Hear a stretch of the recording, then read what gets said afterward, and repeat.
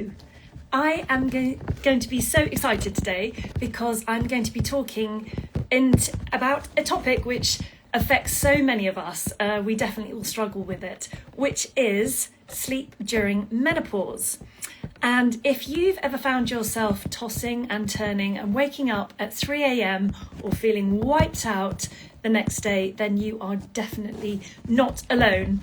I'm joined by Alex Leigh, who is the sleep mummy, and she's going to help us understand why menopause affects our sleep, what we can do to make things better for us. And we've got loads of great questions lined up. If you're watching live, feel free to pop your own here. And it's all about sharing real experiences and getting practical tips that can help. So let's get started and request. Let's have a look.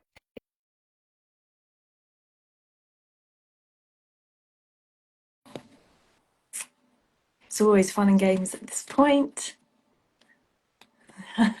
I've accepted your request. Hello. Hello there. Hi, Amy. So good to see you. Thank you so much for joining us. Now, for people that Thank you for having me. Well, I tell you what, it couldn't be more pertinent than having just had a really shocking night's sleep to speak to you today. Oh, I'm sorry. Well, it's the same for so many of us. So many of us, and that is why I am so passionate about what I do and love spreading the message far and wide. And so, thank you for having me. So for some of us that haven't seen so much of you, Alex, could you just tell us a little bit about your background and why you're so interested in sleep? Okay, so I was a fashion model for about 20 years and didn't basically sleep for the whole 20 years, it feels like it, because not only was the wild 90s, but it was also the kind of, oh, well, let's sleep when we're dead era. You know, life's too short, let's have fun. And to be honest with you, even though we've moved a lot in lots of ways, people still think of sleep like that. They don't take it seriously. Things have changed so much when it comes to diet, when it comes to exercise, when it comes to spirituality, so many things, but people still put sleep last on their list when it is the foundation to everything. You know, I can't stress how important enough it is and how we should prioritize it. And I think also too many of us just accept, especially us menopausal women, we're just told that it's a symptom of the menopause. We're to expect it and just to accept it and get on with it. But let me tell you that nobody should ever just accept not sleeping as the normality, because there's so much that we can do to improve our sleep. But the most important thing is to take it seriously, because, I think that's the first step. We all set our alarms for the time that we have to get up in the morning, and we all set schedules in our diaries for all the meetings that we have throughout the day. Who sets our bedtime? Because that Yes. exactly. That should be the most important thing that we're scheduling into our lives. It's as important as the time we get. I mean, it's way more important than anything. Alex, And that's so obvious, isn't it? It's so obvious, but why do we not do that? there's so many different reasons. I mean, for example, 100 years ago, the average person was getting 9 hours sleep minimum. And now we have traded stillness for stimulation. Yes. We are constantly tired but wired, living in survival mode. Our bodies are just doing nothing but pumping cortisol and adrenaline 24/7. We've got this tab open, that tab open, get the kids, go to work, look on our socials in between cooking dinner and then doing the washing, making sure that the kids' packed lunches are ready for tomorrow. We've got to do this for work, that email, this group chat. Then we get in bed and we think, oh, why can't we sleep? Yes. I mean, we are not, we all just think, oh, we'll just watch one more episode on Netflix, or we'll just have 5 more minutes scrolling time, because we are not giving it the importance that it deserves, or the priority that we should have. It's just crazy. Everything So else we're not comes setting any first. Sleep boundaries comes for last. ourselves. We're not setting, we're boundaryless. In fact, if we Exactly. looked probably back at ourselves and we were talking to one of our kids, we would have an awful lot to say about our own routine, I guess. So much to say. Everybody is looking for the magic cure to live longer, look better, be calmer, be smarter, Yes. have more empathy, have a better sex life. Having good sleep can give you all of these things, but we just overlook it. I'm so excited. I'm so excited, Alex. And now you're saying it too. It's obviously the bedrock to everything. So, shall we deep dive into, first of all, just understanding the basics? So, why does menopause at this point in our life, why does it mess with sleep so much? For a variety of reasons. I mean, obviously, the most obvious reason is the hormonal changes. But also, I think that again, it's down to society making us believe that it's just normal and something that we should expect and wait for. And so just preempting that makes us more anxious and makes us more likely to not be able to sleep. And then, there's also the workload, at this point in our lives, we've generally got a lot of stress going on in our lives, or, whether we're looking after kids, whether we're caregivers for our older parents, and, put all of that together in a melting pot. And then you've got the perfect storm, really. And then, of course, there's the obvious things, the hot flushes, and the anxiety, all of the symptoms. Just put them all together, and it's just a recipe for not being able to sleep well. But there Yeah. is something that can be done about it. Nobody has to put up with it. Yeah, so we really are. It's funny because Alex, there's a common theme which runs through all the lives when we're speaking to experts, which is right now in our life, we are the jam in the sandwich. And we have got parents at one end, we've got kids at the other end, and we're also functioning our lives, our homes, and all the emotional toil that comes with all that. It's the sort of busiest, most demanding part probably of our life. And we're just last on the list. We put Yes. ourselves last on the list Yeah. when we need to think of ourselves, that cliche, but it's so true. Think of yourself on the aeroplane, put your oxygen mask on first, because then you're better equipped to help everybody else. And it's so true. Yes. So what's the most common sleep problems that women at our age, well, I don't know what age you are actually. I'm 53, but so midlife women, what's the I'm most common 47. symptoms that they might experience? The amount of women that say to me, oh, I toss and turn, I can't get to sleep, and then I get to sleep, and then I wake up at 3 a.m. soaking wet, staring at the ceiling. Oh, thank you, Emily. But I'm just looking out to see if anybody's got any questions, and she's given us a lovely comment. Yes, she has a light Um, bulb moment. yes. So, I mean, it is phenomenal how many of us are just enduring it and then just accepting it as normal. Yeah. And so the first thing that I want to talk about, the most obvious thing that all of us can do, whether you're perimenopausal, menopausal, postmenopausal, or whether you're just none of those things, whether you're past that, before that, sleep hygiene. Yes. And when I talk about sleep hygiene, I'm not talking about how clean your sheets are. Yeah. Could help, but So doesn't matter. So, I have people that come to me all the time saying to me, "Oh my God, what pill can you recommend? What vitamin can you recommend? What can I buy? What can I do?" And I say to them, "Have you got the basics done first?" "Oh Boom. yes, I've Right. tried everything. I've Basics. tried Where are we everything." starting? I'm excited.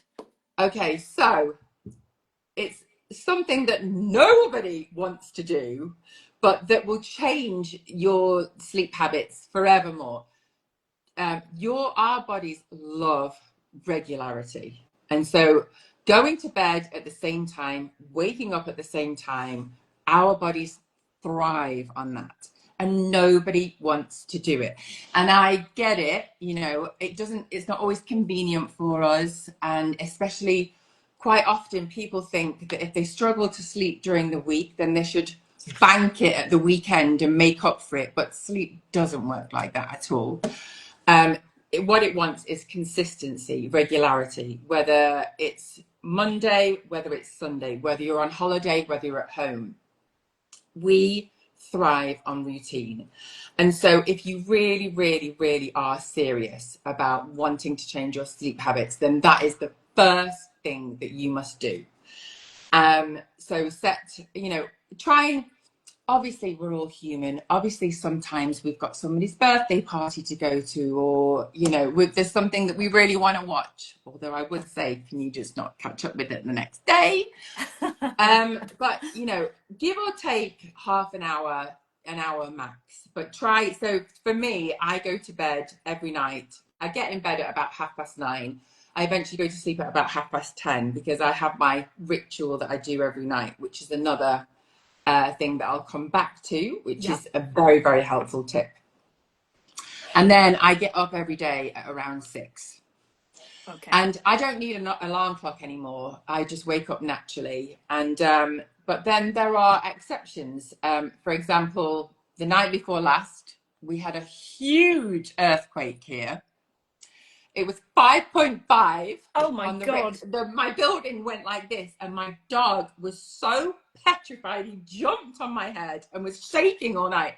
And I didn't sleep at all that whole night. I mean, an earthquake will do it.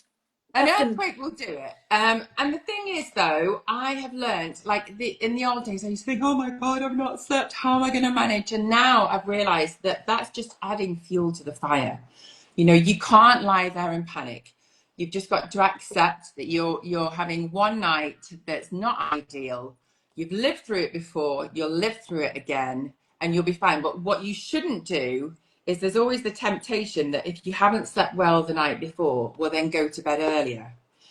That's the worst thing you can do, because then it disrupts the whole routine for the next day.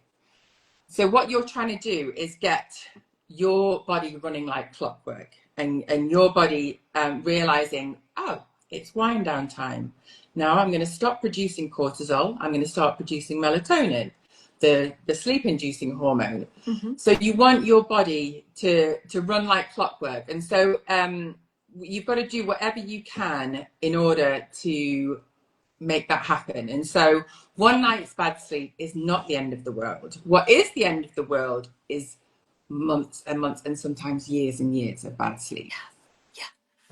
So so where do we start? So we could start from how you start to wind down, or should we jump into, if you're in bed and you've woken up, what do you do? Was ringing there. Can you hear me? Yeah. Okay. So shall we start from the beginning? What's your perfect bedtime routine, Alex? Okay, so a lot of us are now wise to the big sleep disruptor of blue light. A lot of us are aware of that, and a lot of us know it, and even though we don't really listen to it. Yeah. But a lot of us know that we should be coming off all of our devices at least an hour before bed, because your body just sees that blue light, has that cortisol and adrenaline pumping. It doesn't know the difference between whether you're looking at a TikTok video or if there's a saber-toothed lion in your room. Like, it has the same effect and Sure. the same anxiety and stress. And so a lot of people are wise to that now and are listening to me and are putting their devices down. However, what a lot of us don't know is that as well as us, the light disrupting our lives, we are a darkness deprived society. Yeah. None of us, there's just, since the invention of the light bulb, everybody's sleep has just gone like that, so we used to sleep 9-10 hours, and then the light bulb made everybody's evenings longer, sleep shorter, and then came the blue light, which just made it off the scale bad. So we need darkness. Darkness tells your body that it's bedtime, that it's time to wind down, that it's time to stop pumping cortisol and adrenaline, and time to start making melatonin, the hormone that makes you sleepy. So the first thing I would say is dim down the lights everywhere, all over your house, an hour, at least an hour before bed, and especially obviously in your bedroom, but I mean everywhere. If you have dimmer switches, dim the lights, or put lamps on, or even candlelight, make it nice and romantic, especially now the winter's coming along. Yes, But surely. the difference that makes, it's so simple but so effective. You'll actually start to feel tired. That's why so many of us, even though we are looking at a screen in the cinema, we all fall asleep in the cinema because it's pitch black in there. We crave darkness. We're not getting enough of it. So I dim down the lights everywhere. I've got some really cute fairy lights that I have in my lounge, and I have candles on. And the thing that you mustn't forget as well is where a lot of people who I do tell to do this, and then they mess it all up by when they go and wash their face and clean their teeth, turn the bathroom light on again, cortisol starts pumping. So, if you need to do that, keep the lights. Not many people do have dimmer switches in our bathrooms. That should be a thing. Or But I what I guess you say could is, have a little rechargeable lamp that you could put on the either side. that, That would be rather or nice. it would be lovely, or you can just use your phone and shine the light on the floor.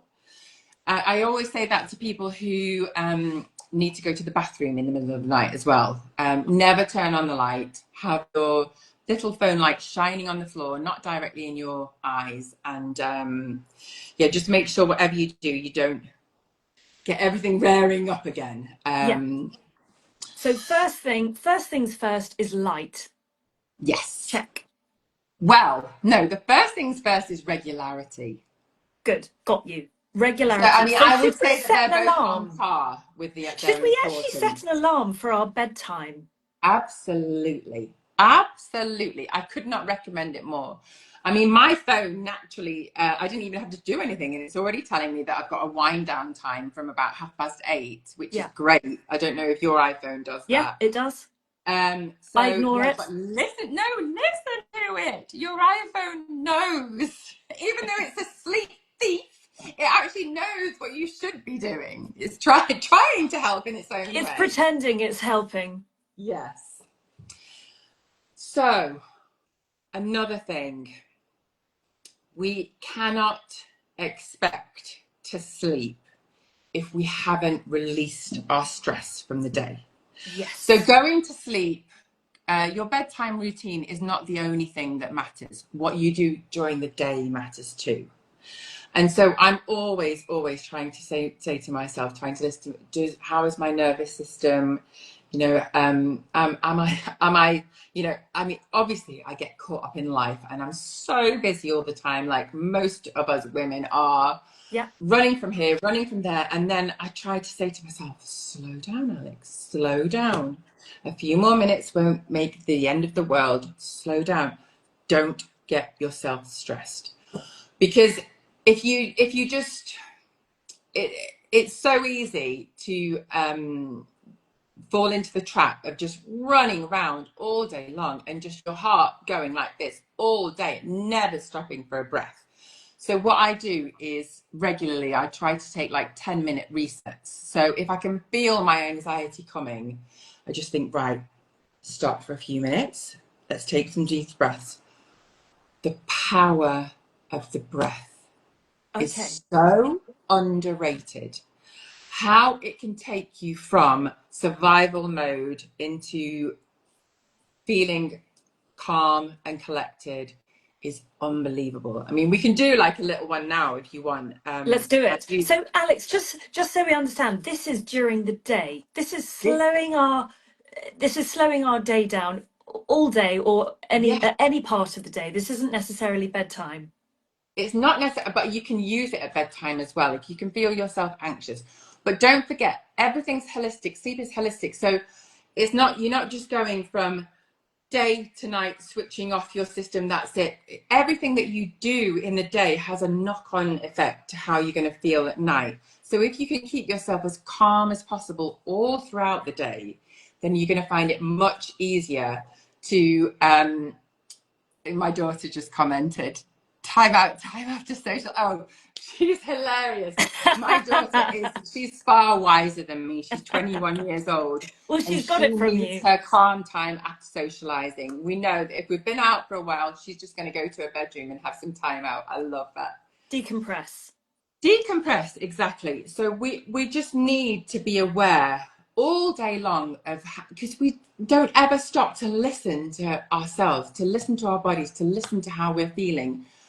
And the minute that you start to do that is the minute your life will change, basically, because as soon as you start listening to yourself, you're going to want to carry on being kind to yourself. Yes, and Alex, is it that because of our age group, we think it's indulgent to listen to ourselves and to stop because we then feel guilty. We've stopped. We're going to have a bit of self-care and we think, "Oh, did I deserve Oh this?" my goodness. We come from that era. My mum, she's 78, bless her. She never sits down, No. ever. And she has passed on to me, without wanting to, feeling guilty for sitting down. And Yeah. it took me a long time to undo that. A long time. It was only in the past few years since I've learned so much about sleep that I've given myself permission to rest, because it's so important. But for years and years and years, it's been drilled into us. Oh God, no, oh no, we've got this to do. We're the mums, we're the matriarchs, we've got to run the house. You can't sit down. There's this to do, that to do, the other to do. Oh no, it's lazy resting. Yeah, lazy. And Lazy. Can we talk about that? Lazy, because it's so counterproductive, isn't it? If you even think it through, it's not hard to see you need to rest in order to be productive or happy or how do we get it's rid of that lazy absolutely gene? ridiculous.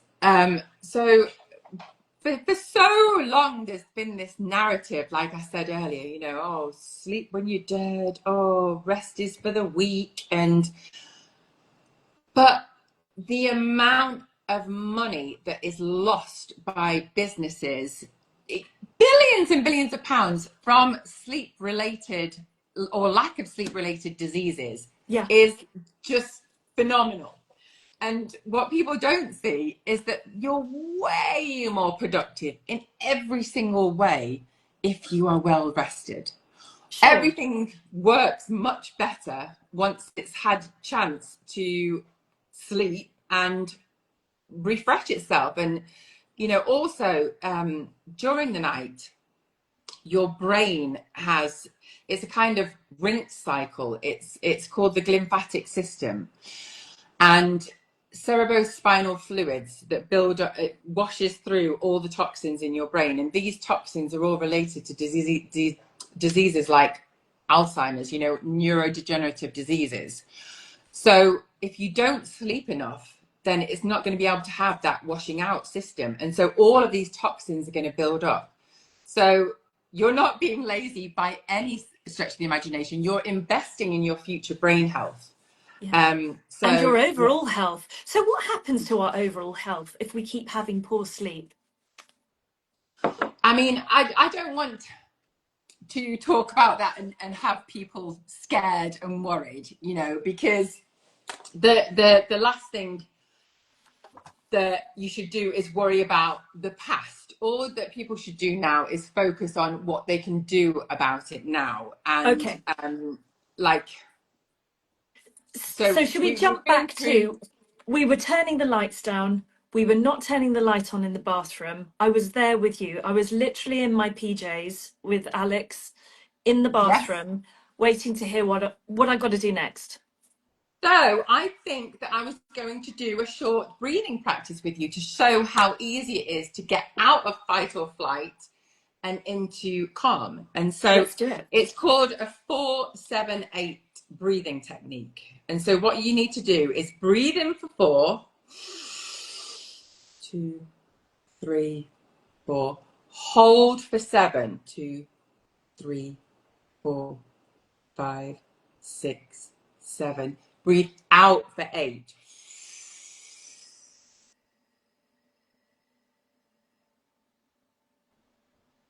In for 4. Hold for 7.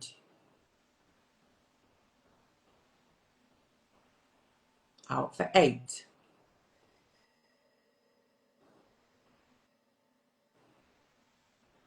We'll do it one more time. In for 4. Hold for 7. 2, 3, 4, 5, 6, 7. Out for 8.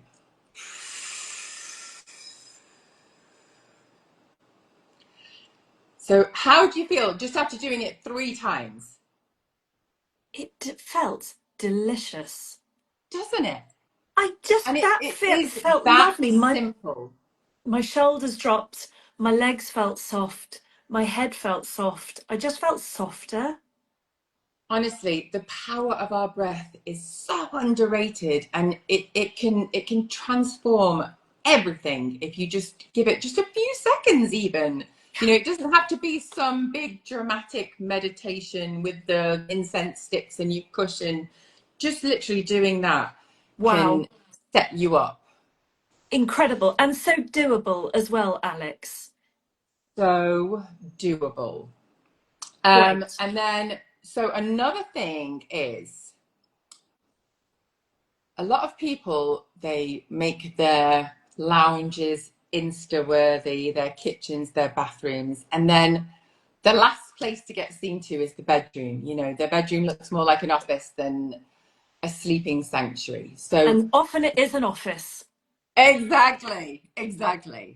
So what I want you to do is take your office out of the bedroom Right? for a start, because your brain very quickly gets association. And so as soon as it feels as though you've been working in that space, the last thing it's going to want to do is shut down and go to sleep. Yeah. So that's a very important point that you brought up there. So take your office out of the bedroom. Have it anywhere else except in your bedroom. Good advice. Your bed is where you spend a third of your life. So Oh, invest in it. Invest in comfort. So many people, oh, when was the last time you changed your mattress? 10 years ago, 20 years ago, maybe. The technology that they have these days is unbelievable. And, whether you want it firm, whether you want it hard, whether you get very hot in the night, as us menopausal women do. So invest in comfort, do your research and find out one that's going to suit you. And don't forget that it's the biggest investment that you could make, getting good sleep, and pillows as well. yes, pillows. Pillows, I've been told by my physio, she said, you can sort out most of your neck problems if you invest in a good pillow and Yes. shove it hard round your neck and sleep facing upwards, she told me, Yeah, which I find impossible. exactly. I'm a tummy sleeper. But I am too. I think it goes back to our age as well. We were put on our tummies as babies, but then they changed that and now they changed it back again. I can't keep up with it. yeah, Temperature is a big thing as well, okay. especially for us menopausal women. Yes. So your body needs a cool temperature setting because it needs to cool down in order to sleep. So anywhere between about 16 to 19 degrees is ideal. Also, it sounds counterintuitive, but having a warm bath before you get in bed, even though your body needs to be cool to sleep, when you get out of the bath, your body automatically cools itself down. So even though having the hot bath is going to make you hot, as soon as you get out, you're going to cool down, and that's going to make you feel all nice and relaxed, ready to sleep. And if you don't have So a bath, Alex, would you recommend a shower, or is that too fizzy and exciting? no, a shower, obviously you're not going to relax as much in a shower, but a shower will have the same effects temperature wise. And, Good. it's still going to wash your stresses away from the day, and also get you away from your devices as well. Anything that you can do to take yourself away from your phone and give yourself a nice sleep routine. So my sleep routine looks like this. I start turning down all the lights about an hour and a half before I go to bed. Then I'm not a bath person, even though Right. I advise baths for other people. I'm 6'2". Maybe it's to do with my height. I feel very restricted in the bath. I don't like baths. I have a nice warm shower, and then I I either do a bit of meditation or I do some breathing techniques, one or the other. Before I do that, actually, I do it's called brain dumping. Have you ever heard of that technique? No, So never heard of brain dumping. So, so many of us have all these thoughts whizzing around in our minds, and then, like I said before, we spend all of our days running around, chasing our tails, never stopping to think. We don't have the luxury of standing in a queue in a supermarket and mulling over problems that we've got in our brain like we used to do, or walking to the bus stop thinking about our problems, because now we're glued to our phones. We're either glued to social media, WhatsApp, or listening to a podcast.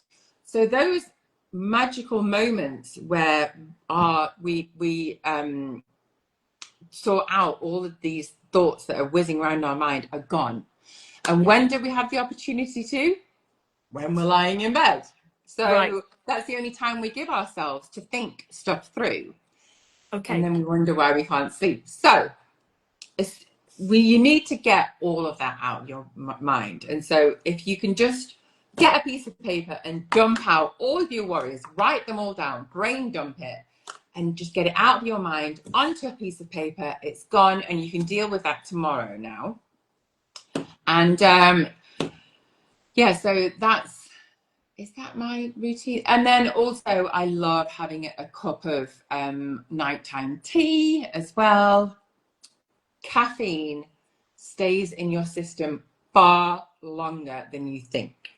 So Good. I need to talk about this because we've had lots of questions about caffeine, and people broadly know that they might not have it after 12 o'clock, but have we got it all wrong? Should we not be having it, or have you got an earlier cut-off time? So I would say about 6 to 8 hours before you go to sleep, minimum. Yeah. Absolutely minimum. I mean, ideally 12 o'clock or, before that. But I mean, I'm from Manchester. I drink a lot of tea. So for me, that's unrealistic. But yeah, I mean, it does stay in your system a lot longer than anybody thinks. And then also, God, I've lost my train of thought. Shall we talk about alcohol? Because I know last night my daughter went left for Paris. She's studying for a year there. We had a lovely glass of prosecco as a little celebration just before she left, and I know that's why I woke up in the night. So what's happening with the alcohol in our system and our sleep? So alcohol, it never fails to amaze me how so many of us still believe the old wives' tale in having a brandy to help you sleep when it's the worst thing possible for you to do. Ideally, if you really want to sleep well, you should have no alcohol at all. I Yeah. mean, that's how badly it affects your sleep. It fragments your sleep. So it might make you drowsy, but that's not making you sleepy. It's actually sedating you. So Yeah. alcohol is a sedative. So the sleep that you get when you're sedated by alcohol is not that nourishing, gorgeous, restorative sleep that you would get had you not been drinking.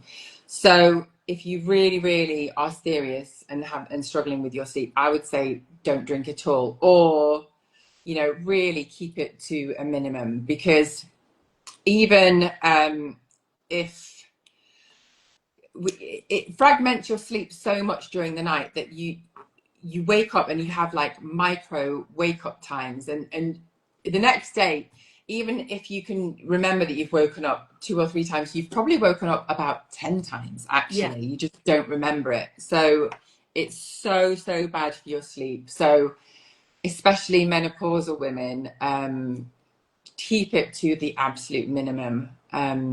Okay, so and then fluids just generally, Alex, do you have a rule of thumb when perhaps you should be having your last drink of water, or even if it's a chamomile tea or something like that? Should we be having it if we get into bed at 9:30? Should we be having it at 9 o'clock, or should we have made our last drink 7:30 so we're not getting up to spend a penny in the night? Yeah, I mean, obviously everybody is unique in that. Yeah, I can't give like I mean, everything when it comes to sleep is completely different from one person to the next. So I could be saying, I mean, I'm giving you the general rules of thumb that yeah. help. However, everybody is so different. And so don't, you will find out what works for you. So also, I'm not a doctor, but believe it or not, I probably know more about sleep than most doctors, because in the 7 years that they are learning to be a doctor, would you believe that they're only taught about sleep between 2 to 5 hours? And so that's why, yeah, it's That's why we between. need you. Exactly. I mean, I definitely can't prescribe anything. I'm not medically qualified in any way or whatsoever. But doctors are actually crying out for sleep coaches because they can't cope with the demand. And so we go to the doctors expecting them to be able to help us, and then we come out with a prescription for sleeping pills that are not the answer at all. And it's not the doctor's fault at all. It's just the system is not set up for helping us. And so, it's So such a huge issue. I'm sure But with so many topics, how does exercise impact our sleep, Alex, and diet?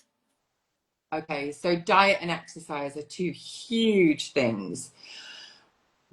Exercise helps you sleep so much. Yeah. And why is I that?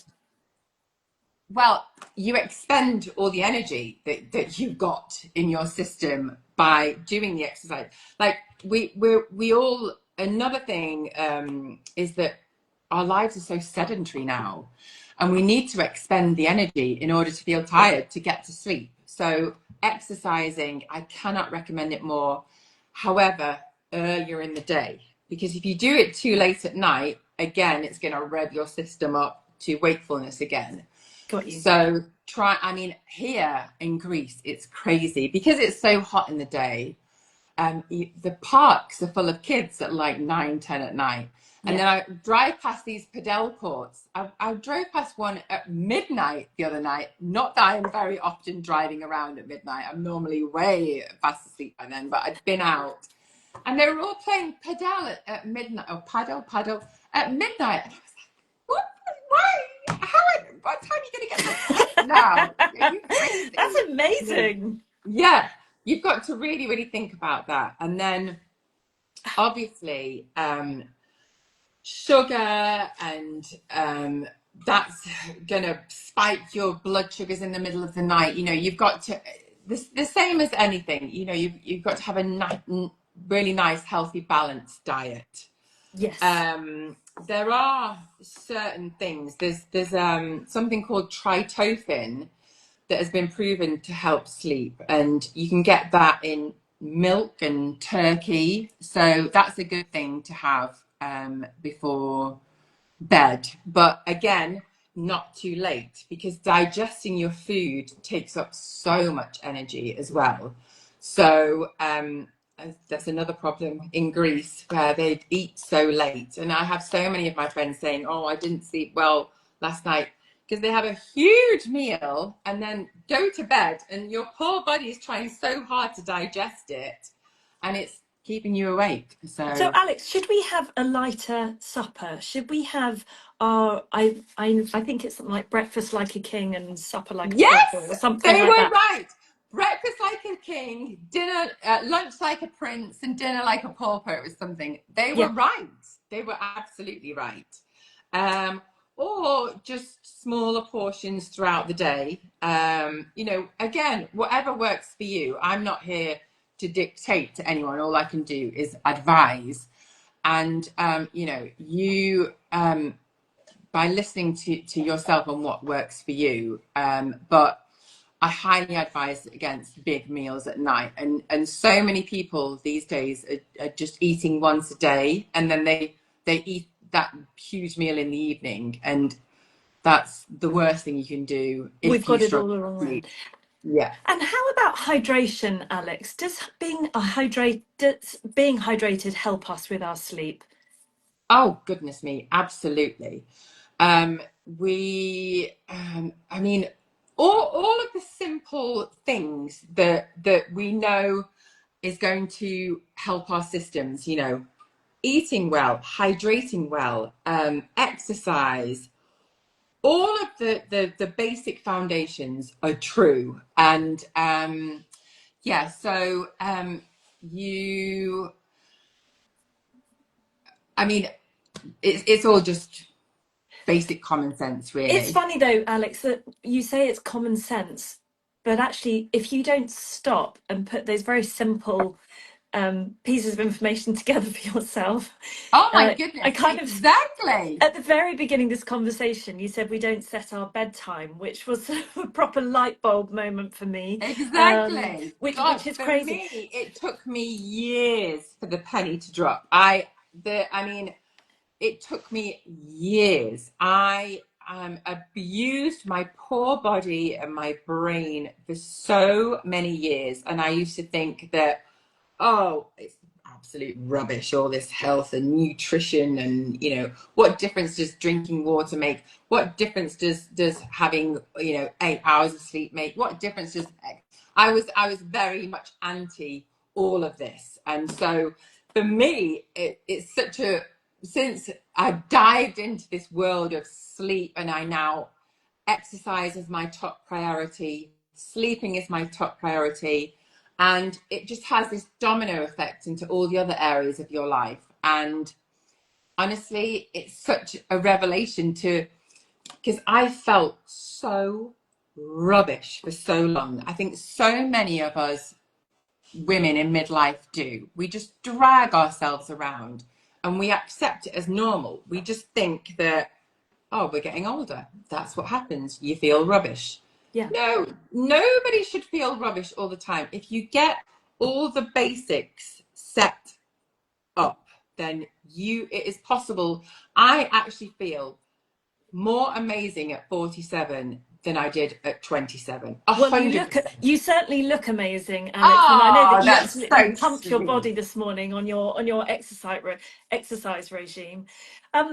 So what would you say to anyone that has who feels like right now they've completely lost control of their sleep? What's the one bit of advice that you could give them?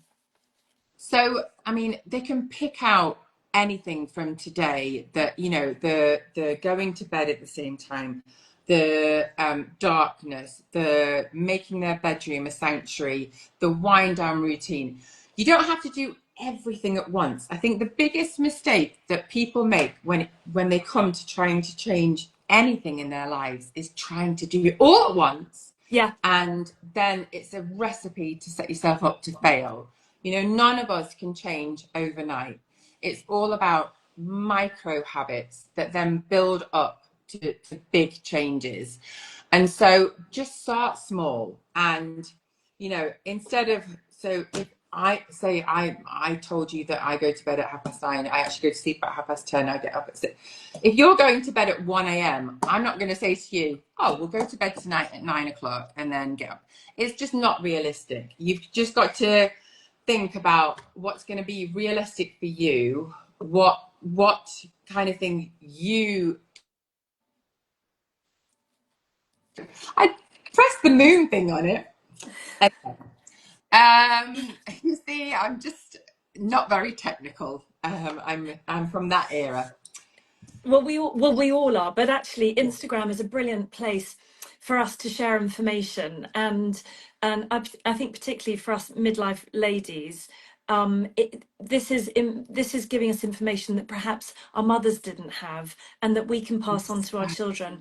And when I'm trying to Exactly. prise my kids out of bed and telling them that they're lazy, I probably need to change my narrative, because I Oh know that young no. people. And well, talking about that, actually, your circadian rhythms changes at all points during your life. And the worst Interesting. thing you can do is tell a teenager, especially that they're being lazy. They can't help it. It is in their genetics, it's in evolution, it's in our makeup that they need more sleep.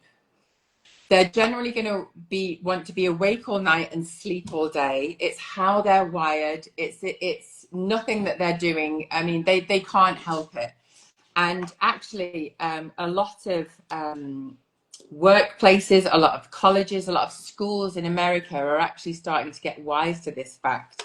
Because the worst thing we can do is make them get up at 7 o'clock in the morning and then do their exams at 9 a.m. When they're all still so they're supposed to be asleep at that time, you know. Um, So should we leave and them to sleep, Alex? Should we leave them to leave sleep them to sleep. until Yeah, they my wake daughter up? just said, "Mum always lets us sleep in. It was the best." Yeah, Ah, yeah. It's honestly, it's so important. Let them sleep. Let them sleep. yeah. Okay. And Um, finally, Alex, I know I've had you for so long, but should we? What do you know? What can you tell us about how many sleep hours we actually need?